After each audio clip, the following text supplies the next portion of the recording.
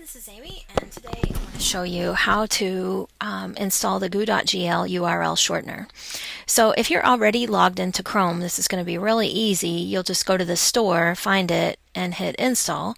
But if you've never even logged in before, you might be wondering how I even got all that stuff there. So I'll try to make this as fast as I can. I have another video that goes into this in detail that you can watch on my YouTube channel. But I'm going to go to an account where I don't have a bunch of fancy stuff installed so that we can look at it with a blank slate. Alright, so basically all that's been done in this account is just that I've logged into the browser. So anytime you open a new tab in the Chrome browser, you're going to be able to log in. Now remember, if you're using a Chrome browser on a public computer, before you walk away from the computer, you want to go to these three lines up here in the top right. We like to call them the hot dogs. And then go down to Settings. And then scroll down, find the user, and delete that user off that computer before you walk away. But if you're using your classroom computer, your personal computer, that's not an issue. You log into the Chrome browser, you stay logged in. Now, for my part, for work, I log into the Chrome browser through my personal account. The reason why is because everything that I do in my Chrome browser, if I'm logged into my work account, would be tied to my work account. And I might go to, let's say, buy clothes or something like that online through my browser at night.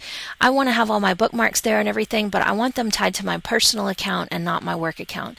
So I do have an account that I use for work, but I only use it for work. So just be cautious of that when you're setting up your account.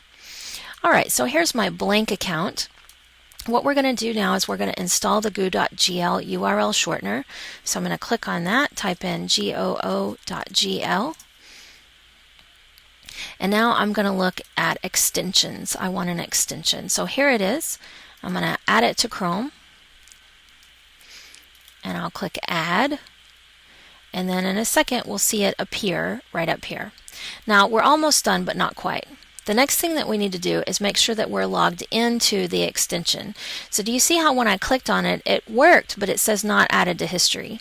So what I'm going to do now is click where it says not added to history, and I'm going to log in. I'm going to get a message that says, are you sure you want to grant access? I do. I'm going to click grant access. And now this URL shortener is not only installed, it's also logged in.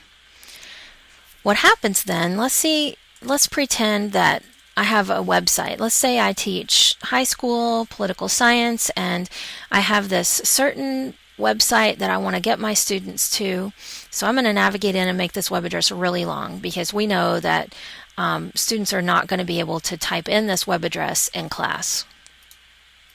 Alright, so I clicked a few times in that CNN website to make sure I had a really long web address out here.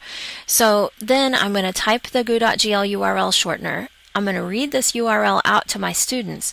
They're going to be able to get to that URL, so we'll all be able to be in the same place if we want. Now let's go to the details and see what else we can do.